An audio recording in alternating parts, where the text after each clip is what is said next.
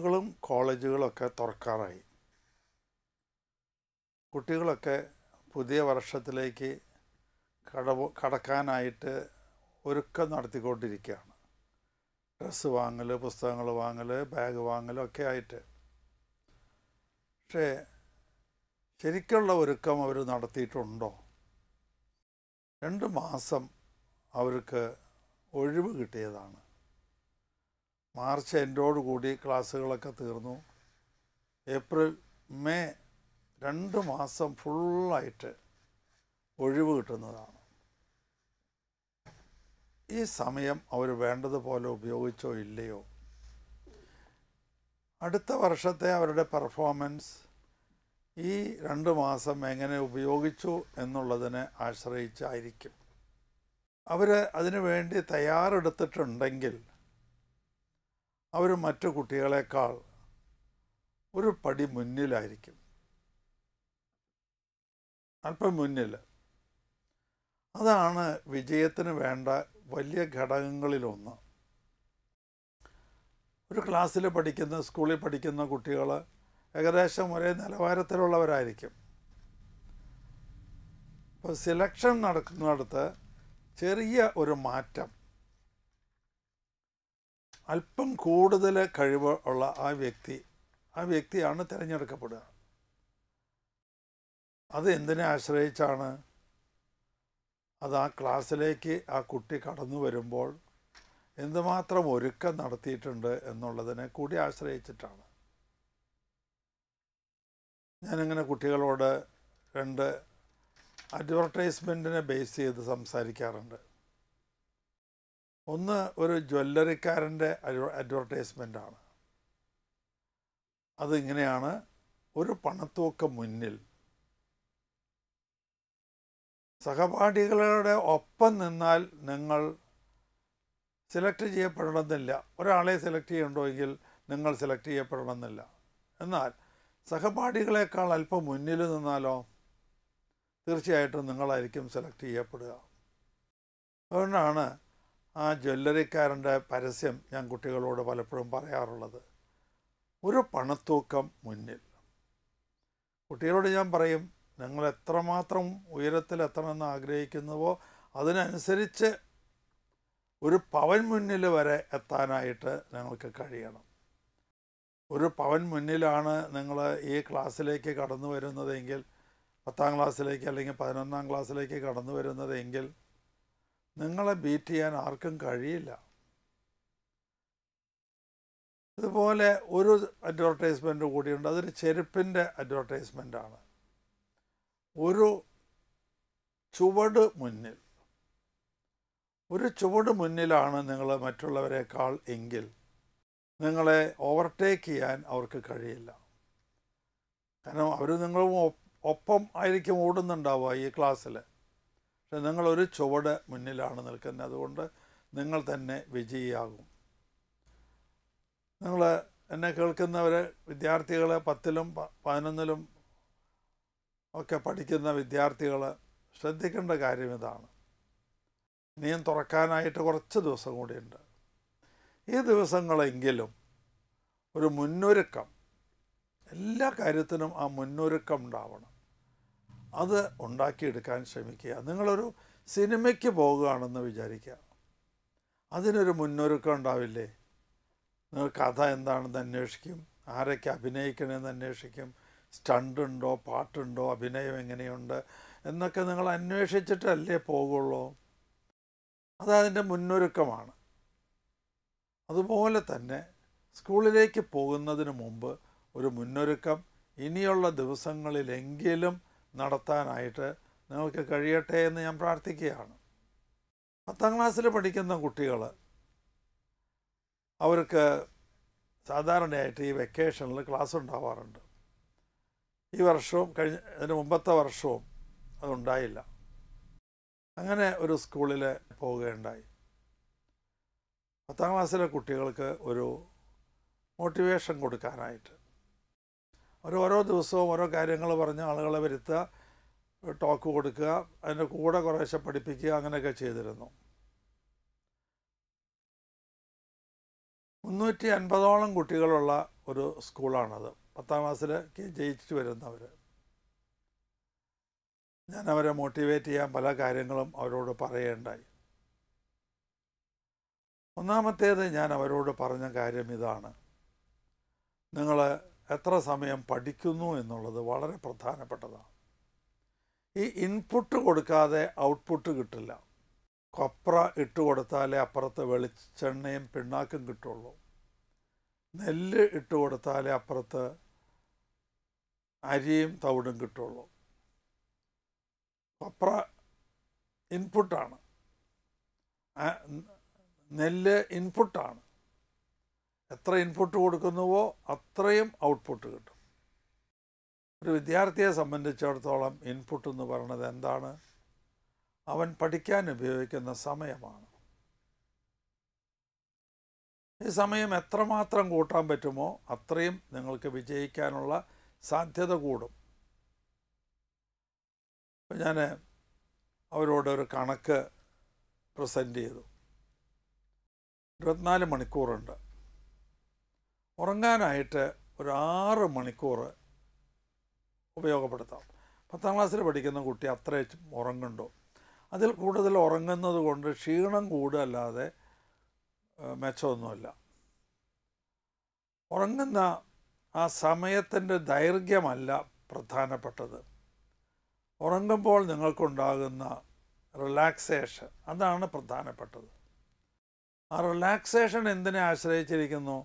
ഉറങ്ങാൻ പോകുമ്പോൾ നിങ്ങളുടെ മനസ്സിൻ്റെ സംതൃപ്തി. ഞാൻ ഇന്ന് ചെയ്യേണ്ടതെല്ലാം ചെയ്തു കഴിഞ്ഞു, നാളേക്ക് വേണ്ട ഒരുക്കങ്ങളും ചെയ്തു. അങ്ങനെ ഒരു വിദ്യാർത്ഥിക്ക്, ഒരു വ്യക്തിക്ക് തന്നെ ഉറങ്ങാൻ പോകുമ്പോൾ നിറഞ്ഞ സംതൃപ്തിയാവും. അയാൾക്ക് ഉറക്കത്തിൽ നല്ല റിലാക്സേഷൻ കിട്ടും. എന്നാൽ ഇന്ന് ചെയ്യേണ്ട കാര്യങ്ങൾ ചെയ്തിട്ടില്ല, നാളേക്കാണെങ്കിൽ ഒരു ഒരുക്കവും നടത്തിയിട്ടില്ല, അത്തരത്തിലുള്ള ഒരു വ്യക്തി ഉറങ്ങാൻ പോകുമ്പോൾ ടെൻഷനായിരിക്കും. അയാൾക്ക് ശരിയായ തരത്തിൽ ഉറങ്ങാൻ പറ്റില്ല. ഞാൻ കുട്ടികളോടൊരു വാചകം പറയാറുണ്ട്: the contentment which you have when you go to sleep decides the content of the sleep. നിങ്ങൾ ഉറങ്ങാൻ പോകുമ്പോൾ നിങ്ങൾക്കുണ്ടാകുന്ന മാനസികമായ സംതൃപ്തി, അത് ഉറക്കത്തിൻ്റെ കണ്ടൻറ്റ്, ഉറക്കത്തിൽ നിന്ന് നിങ്ങൾക്ക് കിട്ടുന്ന റിലാക്സേഷനെ ബാധിക്കും, നിശ്ചയിക്കും. അപ്പോൾ 6 മണിക്കൂർ കണ്ടെൻമെൻറ്റോട് കൂടി ഉറങ്ങുക ധാരാളം മതിയാവും. പിന്നെ 18 മണിക്കൂറുണ്ട്. സ്കൂളിലേക്ക് പോക്ക്, വരവ്, മടങ്ങി വരവ്, സ്കൂളിൽ ചിലവഴിക്കുന്ന സമയം എല്ലാം ചേർത്താൽ 6 മുതൽ 7 വരെ 7 മണിക്കൂറും തന്നെ കൂട്ടും. അപ്പോൾ 18-ൽ നിന്ന് 7 പോയാൽ ഇനിയും 11 മണിക്കൂറുണ്ട്. നമുക്ക് ദൈനംദിന ആവശ്യങ്ങൾ, കളിക്കണം, നിർബന്ധമായിട്ടും കളിക്കണം. കുളി, ഭക്ഷണം, TV കാണൽ, ടെലിഫോൺ ചെയ്യൽ, പ്രാർത്ഥന, പള്ളിപ്പോക്ക്, അമ്പലത്തിൽ പോക്ക്, അങ്ങനെയൊക്കെ എല്ലാം ചേർത്ത് ഒരു 4 മണിക്കൂർ എടുക്കാം നമുക്ക്. 4 വളരെ കൂടുതലാണ്, എന്നാലും 4 മണിക്കൂർ എടുക്കും.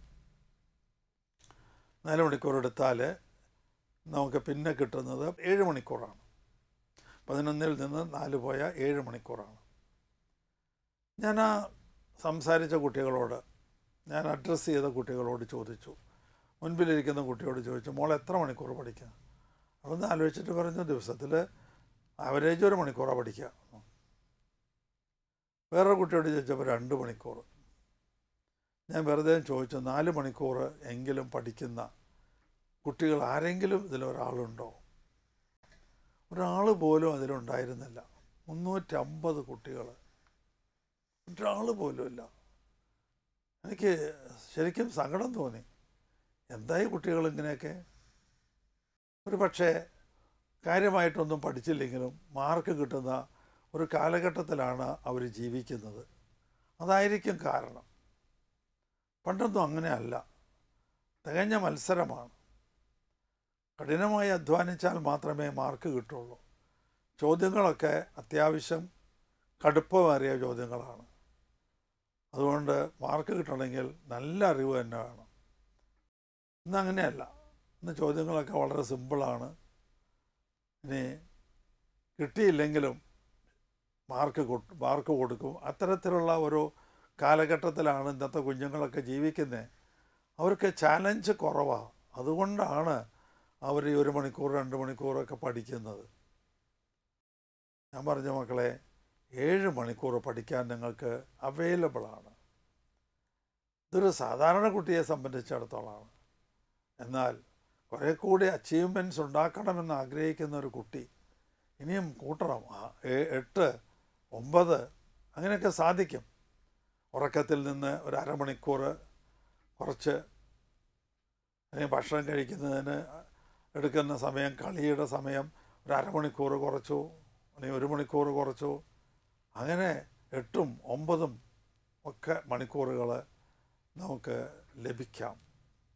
ഒരു ഹോളിഡേ ആണെങ്കിലോ സ്കൂളിലേക്ക് പോകാൻ ഉപയോഗിക്കുന്ന 7 മണിക്കൂറുണ്ട്. അതും നമുക്ക് കുറച്ചെടുക്കാൻ പറ്റും, ലാഭിക്കാൻ പറ്റും. അപ്പോൾ ഒരു 15-16 മണിക്കൂർ വരെയൊക്കെ ഒരു കുട്ടിക്ക് ഒരു ഹോളിഡേയിൽ പഠിക്കാൻ പറ്റും. പക്ഷെ അങ്ങനെ ചെയ്യുന്നവർ എത്ര പേരുണ്ട്? കുറവാണ്. ആരുമില്ല എന്ന് ഞാൻ പറയില്ല. വളരെ വലിയ മികച്ച നേട്ടങ്ങളുണ്ടാക്കുന്ന ധാരാളം കുട്ടികളെ എനിക്കറിയാം. അവരൊക്കെ അങ്ങനെ ചെയ്യുന്നുണ്ട്.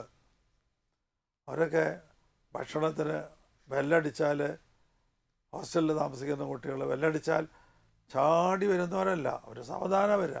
അവർ വായിച്ചുകൊണ്ടിരിക്കുന്നത് മുഴുവനാക്കിയിട്ടേ ഇറങ്ങി വരുള്ളൂ. അങ്ങനെയുള്ള കുട്ടികളെ ഞാൻ കണ്ടിട്ടുണ്ട്. വല്ല ഭക്ഷണം കഴിച്ചാൽ അവർക്കൊരു ഇൻ്റർവെല്ലുണ്ടാവും, half an hour interval.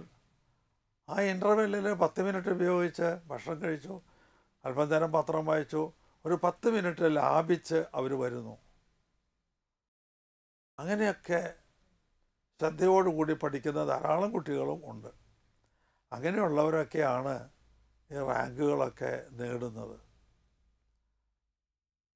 ഇൻപുട്ടില്ലാതെ output ഉണ്ടാവില്ല എന്നുള്ളത് എല്ലാ വിദ്യാർത്ഥികൾ മാത്രമല്ല, എല്ലാവരും അറിഞ്ഞിരിക്കണം. രണ്ടാമത് ഞാൻ അവരോട് പറഞ്ഞത് ഒരു പുസ്തകം എടുക്കാനാണ്. പുസ്തകം എടുത്ത് അതിൽ 10ാം ക്ലാസ്സിലെ കുട്ടികളായിരുന്നല്ലോ, എത്ര വിഷയമുണ്ടോ അത്രയും അത് എഴുതാൻ പറഞ്ഞു. അവർ പറഞ്ഞ് 10 വിഷയങ്ങളുണ്ട്, 10ഉം എഴുതൂ എന്ന് പറഞ്ഞു. എഴുതിയതിന് ശേഷം ഞാൻ ഓരോ വിഷയത്തിനും നേർക്ക് അവർക്ക് കിട്ടണമെന്ന് ആഗ്രഹിക്കുന്ന റാങ്ക് എഴുതാൻ, ഗ്രേഡ് A വേണോ, A+ വേണോ, B വേണോ, B+ വേണോ എന്നെഴുതാനായിട്ട് ആവശ്യപ്പെട്ടു. അപ്പോൾ ഞാനൊരു കാര്യം അവരോട് പറഞ്ഞു. ഇത് നിശ്ചയിക്കുന്നത് നിങ്ങളുടെ ഇതുവരെയുള്ള പെർഫോമൻസ് വെച്ചിട്ടാണ്. ഇതുവരെയുള്ള പെർഫോമൻസ് മാത്രമല്ല, ഇതുവരെ നിങ്ങൾ എത്രമാത്രം അധ്വാനിച്ചു എന്നുള്ളതും.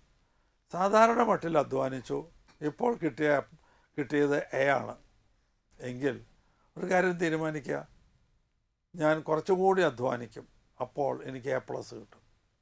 അപ്പോൾ A+ കിട്ടണമെന്ന് നിങ്ങൾ തീരുമാനിച്ചാൽ അതിനനുസരിച്ച് അധ്വാനിക്കണമെന്നേ ഉള്ളൂ. എല്ലാ കുട്ടികളും എഴുതി കഴിഞ്ഞു.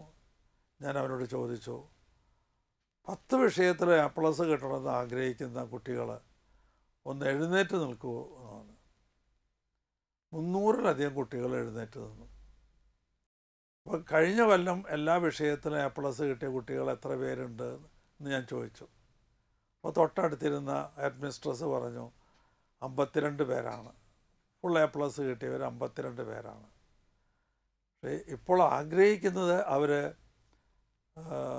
300-ലധികം പേരാണ് ആഗ്രഹിക്കുന്നത്. ആഗ്രഹം വലിയ ഘടകമാണ്. ആഗ്രഹിക്കുന്നതേ നമുക്ക് ലഭിക്കുള്ളൂ.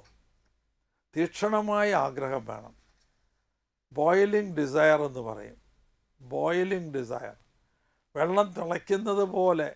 നിങ്ങൾ കണ്ടിട്ടുണ്ടാവില്ല, പായസമൊക്കെ തിളച്ച് വരുന്നത്, കഞ്ഞി അടപ്പത്ത് തിളയ്ക്കുന്നത്, വെള്ളം തിളയ്ക്കുന്നതൊക്കെ കണ്ടിട്ടുണ്ടാവും. അതുപോലെയുള്ള ആഗ്രഹം വേണം. ചെറിയ ആഗ്രഹമല്ല, അതുപോലെയുള്ള ഒരാഗ്രഹം. അത്തരത്തിലുള്ളൊരാഗ്രഹം നിങ്ങൾക്കുണ്ടെങ്കിൽ നിങ്ങൾ വർക്ക് ചെയ്യും. ആഗ്രഹം വലിയൊരു മോട്ടിവേഷനാണ്. ആഗ്രഹം വലിയൊരു മോട്ടിവേഷനാണ്. ആ ആഗ്രഹമില്ലെങ്കിൽ നിങ്ങൾ അലസരായി പോകും. അപ്പോൾ ഇത് എഴുതി എന്നിട്ട് ഞാൻ അവരോട് പറഞ്ഞു, നിങ്ങൾ ദിവസവും 5 പ്രാവശ്യം ഇതെടുത്ത് വായിക്കണം. 5 പ്രാവശ്യം. രാവിലെ എഴുന്നേറ്റ വഴി ഇത് എടുത്ത് വായിക്കണം. ഉറങ്ങാൻ പോകുന്നതിന് തൊട്ട് മുമ്പും ഇത് വായിക്കണം. എനിക്ക് ഇംഗ്ലീഷിൽ A+, ഫിസിക്സിൽ A+, അങ്ങനെ അത് വായിച്ച് കിടക്കാൻ ഇടയ്ക്ക് ഒരു 3 പ്രാവശ്യവും കൂടി വായിക്കുക. 5 പ്രാവശ്യം ദിവസവും അത് വായിക്കുക. വായിച്ചിട്ട് ഉറങ്ങാൻ പോകുമ്പോൾ നിങ്ങളുടെ മനസ്സിൽ അതവിടെ കിടക്കും. എനിക്ക് ഫിസിക്സിൽ A+ കിട്ടണം എന്നുള്ള ആ ആഗ്രഹം അതങ്ങനെ വളർന്നു വരും. ആഗ്രഹമൊക്കെ വളരുന്നതാണ്. ചെടികൾ മാത്രമല്ല വളരുക, ശരീരം മാത്രമല്ല വളരുക, നമ്മുടെ ആഗ്രഹം വളരും. ആഗ്രഹം വളരുന്നതിനനുസരിച്ച് അധ്വാനവും വളരും. ആഗ്രഹം വളരുന്നതിനനുസരിച്ച് അധ്വാനം വളരും. അധ്വാനം വളരുന്നതിനനുസരിച്ച് മാർക്കും വളർന്നു വരും, ഗ്രേഡുകളും വളർന്നു വരും. ഞാൻ എല്ലാവർക്കും എഴുന്നേറ്റ് നിന്ന് എല്ലാവർക്കും എല്ലാ വിഷയത്തിലും A+ കിട്ടട്ടെ എന്ന് പ്രാർത്ഥിച്ചു. പിന്നീട് ഞാൻ അവരോട് പറഞ്ഞ കാര്യം, നിങ്ങൾ പഠിക്കാനിരിക്കുമ്പോൾ ഈ 7 മണിക്കൂർ പഠിക്കാനിരിക്കുന്നത് എങ്ങനെ? 7 മണിക്കൂർ പഠിക്കാനിരിക്കുന്നത് ഒരു 2 മണിക്കൂർ അല്ലെങ്കിൽ 3 മണിക്കൂർ അങ്ങനെയൊക്കെ അടുപ്പിച്ച് ഒരു പ്രാവശ്യമെങ്കിലും ഇരിക്കണം എന്നാണ്. നമ്മുടെ ക്വസ്റ്റ്യൻ പേപ്പർ 2 മണിക്കൂർ നേരത്തേക്കുള്ളതാണെങ്കിൽ 2 മണിക്കൂർ അടുപ്പിച്ചിരിക്കണം ഒരു ദിവസം ഒരു പ്രാവശ്യമെങ്കിലും. ക്വസ്റ്റ്യൻ പേപ്പർ 3 മണിക്കൂറാണെങ്കിലോ 3 മണിക്കൂർ അടുപ്പിച്ചിരിക്കണം. എന്തിനു വേണ്ടിയാണ്? 2 മണിക്കൂറോ 3 മണിക്കൂറോ ഏകാഗ്രമായി പഠിക്കാനോ ആ ബുദ്ധി വർക്ക് ചെയ്യാനായിട്ടുള്ള ആ പരിശീലനം നമുക്ക് വേണം. ഞാൻ ഉദാഹരണം, അതിന് സ്റ്റാമിന എന്ന് പറയും. നമ്മൾ ആരെങ്കിലും കൈക്കോട്ടെടുത്ത് കുറച്ച് നേരം കളച്ചു എന്ന് വിചാരിക്കുക, അങ്ങനെ ഉണ്ടാവില്ല. പോട്ടെ, 5 മിനിറ്റ് കളയ്ക്കാൻ പറ്റില്ല. അപ്പോഴേക്കും നിങ്ങൾ വേർക്കല്ല, നിങ്ങൾക്ക് ശ്വാസം കിട്ടാത്ത അവസ്ഥയാവും. എന്നാൽ നിങ്ങളെ ജോലിക്കാരെ കണ്ടിട്ടില്ല, അവർ എത്ര മണിക്കൂറാണ് നിന്ന് കളയ്ക്കുന്നത്. ജോലി ചെയ്യുമ്പോൾ തുടർച്ചയായി ജോലി ചെയ്യാനുള്ള കഴിവ്, അതിൻ്റെ പേരാണ് സ്റ്റാമിന. കളിക്കാർക്ക് നല്ല സ്റ്റാമിന വേണം. ഒരു ഗെയിം കളിക്കണോ നന്നായിട്ട് ചിലപ്പോൾ കളിക്കും. 2 ഗെയിം കളിക്കേണ്ടി വന്നാൽ രണ്ടാമത്തെ ഗെയിമിന് ഗ്യാസ് പോയി. 3 ഗെയിം കളിക്കേണ്ടി വന്നാൽ തീരെ പോയി. അതാ സ്റ്റാമിന ഇല്ലാത്തതാണ് അതിൻ്റെ. എന്നാൽ എല്ലാ ദിവസവും ഈ 2 ഗെയിം കളിക്കുന്ന ഒരാൾക്ക് 2 ഗെയിം കളിക്കുന്നത് വരെ 3ാമത്തെ ഗെയിമിനെ അയാളുടെ സ്റ്റാമിന പോകുകയുള്ളൂ. ഇപ്പോൾ ബെസ്റ്റ് ഓഫ് 5 ആണെങ്കിൽ 5 ഗെയിം തന്നെ കളിച്ച് പഠിക്കണം അവൻ. ബെസ്റ്റ് ഓഫ് 3 ആണെങ്കിൽ 3 ഗെയിം തന്നെ കളിച്ച് പഠിക്കണം. കളിക്കാരും ഇത് ശ്രദ്ധിക്കേണ്ടതാണ്. ബെസ്റ്റ് ഓഫ് 3 ആണ്. ഏതെങ്കിലും എയും ബിയും തമ്മിൽ കളിച്ചപ്പോൾ 2 ഗെയിം കൊണ്ട് കഴിഞ്ഞു. പക്ഷെ 3ാമതൊരു ഗെയിം കൂടി അവർ കളിച്ച് പരിശീലിക്കണം എന്നാണ് ഞാൻ പറയാം. ചിലപ്പോൾ എ ടീം 2 ഗെയിം എടുത്തു, അവർ ജയിച്ചു. അപ്പോൾ പിന്നെ എന്തിനാ 3ാമത്തെ ഗെയിം കളിക്കുന്നത്? 3ാമത്തെ ഗെയിം കളിക്കണം. അപ്പോഴാണ് 3 ഗെയിം കളിക്കാനുള്ള സ്റ്റാമിന അവർക്ക് ഡെവലപ്പ് ചെയ്യാനായിട്ട് കഴിയുള്ളൂ. അല്ലെങ്കിൽ ഒരു എ ടീം ഒരു ഗെയിം എടുത്തു, ബി ടീം ഒരു ഗെയിം എടുത്തു, 2 ഗെയിം കളിക്കാനുള്ള സ്റ്റാമിന അവർക്കുള്ളൂ, അല്ല ഒരു ടീമിനുള്ളൂ എന്ന് വിചാരിക്കുക. അപ്പോൾ മറ്റേ ടീം ഉറപ്പായിട്ട് ജയിക്കും. അതുകൊണ്ട് ഈ 3 ഗെയിം കളിച്ച് പരിശീലിക്കണം. കളി അതിനു മുമ്പ് കഴിഞ്ഞാലും അവർ ചെയ്യേണ്ടത് 3 ഗെയിം കംപ്ലീറ്റ് ചെയ്യണം, അല്ലെങ്കിൽ 5 ഗെയിം കംപ്ലീറ്റ് ചെയ്യണം. കളിക്കാരൊക്കെ ചെയ്യേണ്ട കാര്യങ്ങളാണ്. ഞാനിതൊക്കെ കോളേജിൽ പഠിക്കുമ്പോൾ പഠിച്ച കാര്യങ്ങളാണ് പറയുന്നത്. ഞാനൊക്കെ ആദ്യം വിചാരിച്ചിട്ടുണ്ട്, എന്തിനാ 2 ടീം 2 ഗെയിമിൽ കളി കഴിഞ്ഞല്ലോ, പിന്നെ എന്തിനാ 3ാമത്തെ പ്രാക്ടീസ് മാച്ചുകൾ 3ാമത്തെ എന്തിനാ അവർ ചെയ്യണേന്നൊക്കെ. പിന്നെ മനസ്സിലായത് അവർ സ്റ്റാമിന വളർത്താൻ വേണ്ടി ശ്രമിക്കുകയാണ് എന്നുള്ളത്. ഇത് വിദ്യാർത്ഥിയും ശ്രമിക്കണം. അത് അധ്യാപകർ അവരും ഇതുപോലെ തന്നെ ശ്രമിക്കണം. ചിലപ്പോൾ സാധാരണയായിട്ട് 2 മണിക്കൂർ ക്ലാസ് എടുക്കുള്ളൂ, അതിനുള്ള സ്റ്റാമിന ഉണ്ടാവുള്ളൂ. ചിലപ്പോൾ ഒരു 3 മണിക്കൂർ ക്ലാസ് എടുക്കേണ്ടി വരിക. അങ്ങനെ വരുമ്പോൾ ഒരു 3 മണിക്കൂർ ക്ലാസ് എടുക്കാനായിട്ടുള്ള പരിശീലനം വേണം. ചിലപ്പോൾ ഒരു ടീച്ചർ വന്നിട്ടില്ല, അടുത്ത പീരീഡിലെ ടീച്ചർ വന്നിട്ടില്ല, അപ്പോൾ ഹെഡ് മാസ്റ്റർ വന്ന് ചോദിച്ചു, അടുത്ത അവർ എടുക്കാൻ പറ്റുമോ? അയ്യോ, ഞാൻ പ്രിപ്പയർ ചെയ്തിട്ടില്ല എന്ന് പറഞ്ഞ് കളിക്കാൻ വേണ്ട എല്ലാ കുട്ടികളെ ചെയ്യണ്ടേ? ഒരു അധ്യാപകനപ്പോൾ യെസ്, ഞാൻ ഒരുക്കി വന്നിട്ടുണ്ട്. 2 മണിക്കൂറിനല്ല, ഞാൻ 3 മണിക്കൂറിന് 4 മണിക്കൂറിന് ഒരുക്കി വന്നിട്ടുണ്ട്. അത്തരത്തിലുള്ള ഒരു സ്റ്റാമിന നമ്മൾ ഡെവലപ്പ് ചെയ്യാനായിട്ട് ശ്രമിക്കണം. എല്ലാ കുട്ടികളും, അധ്യാപകരും, എല്ലാവരും ഏത് കാര്യവും സ്റ്റാമിന വളർത്താനായിട്ട് ശ്രമിക്കുക. അടുത്തതായിട്ട് ഉപബോധ മനസ്സ് എങ്ങനെ വളർത്തിയെടുക്കാം എന്നവരോട് പറയുമായിരുന്നു. നമ്മുടെ ബോധ മനസ്സിൽ കുറച്ച് കാര്യങ്ങളേ ഉണ്ടാവുള്ളൂ. ഓർമ്മയെന്ന് പറയാൻ കഴിയുന്നതൊക്കെയാണ് ഈ ബോധ മനസ്സിലുള്ളത്. ഒന്ന് ആലോചിച്ച് പറയാൻ കഴിയുന്നതാണ് ഉപബോധ മനസ്സിൽ ഉള്ളത്. അപ്പോൾ ഉപബോധ മനസ്സ് വളർത്തിയെടുക്കാനായിട്ട് ശ്രമിക്കണം. അത് ഞാൻ വളരെ ഡീറ്റെയിൽഡായിട്ട് അവർക്ക് പറഞ്ഞ് മനസ്സിലാക്കി കൊടുത്തു. ഇപ്പോൾ സമയം കഴിയുന്നത് കൊണ്ട് ഞാൻ ചെറുതായിട്ട് ഒന്ന് അത് വിശദീകരിക്കാം. അതിങ്ങനെയാണ്, നമ്മളൊരു പുസ്തകം വായിക്കാൻ തുടങ്ങുകയാണ്. രാവിലെ എഴുന്നേറ്റു, പ്രാർത്ഥനയും കുളിയൊക്കെ കഴിഞ്ഞ് നമ്മൾ വായിക്കാനിരിക്കുകയാണ്. നമ്മൾ പലപ്പോഴും ചെയ്യുക, പുസ്തകം തുറന്ന് വായിക്കുക, വായിച്ച് പുസ്തകം അടച്ചു വെച്ച് പോയി. വായിച്ചത് എനിക്ക് ഓർക്കാൻ കഴിയുന്നുണ്ടോ ഇല്ലയോ എന്ന് നോക്കുന്നില്ല. വായിച്ചത് ബോധ മനസ്സിലുണ്ട്, അത് ഉപബോധ മനസ്സിലേക്ക് കുറച്ച് കഴിയുമ്പോൾ താഴ്ന്നു പോകും. അത് തിരിച്ചു വിളിക്കുന്നതാണ് ഓർക്കുക എന്ന് പറയുന്നത്. ഓർക്കാൻ പറ്റുന്നുണ്ടോ ഇല്ലയോ എന്ന് നമ്മൾ എപ്പോഴും വായിച്ച് കഴിഞ്ഞ് നോക്കണം. ഒരു പാരഗ്രാഫ് വായിച്ചു, പുസ്തകം അടച്ചോ കണ്ണടച്ചോ, ഒന്ന് ഓർത്ത് നോക്കണം. ഓർക്കാൻ പറ്റണമെന്നുണ്ടെങ്കിൽ വായിച്ചത് മതി. ഓർക്കാൻ പറ്റണില്ലെങ്കിലോ എവിടെയാണ് വിട്ടുപോയത്, അവിടെ പുസ്തകം തുറന്നൊന്ന് നോക്കി വീണ്ടും ഓർത്ത് നോക്കി കിട്ടി, ഓക്കെ, 2 പ്രാവശ്യം വായിച്ചാൽ മതി. ചിലപ്പോൾ 2ാം പ്രാവശ്യവും അത് കിട്ടിയില്ല എങ്കിൽ 3ാമത് പ്രാവശ്യം വായിക്കണം. അപ്പോൾ എത്ര പ്രാവശ്യം വായിക്കണം?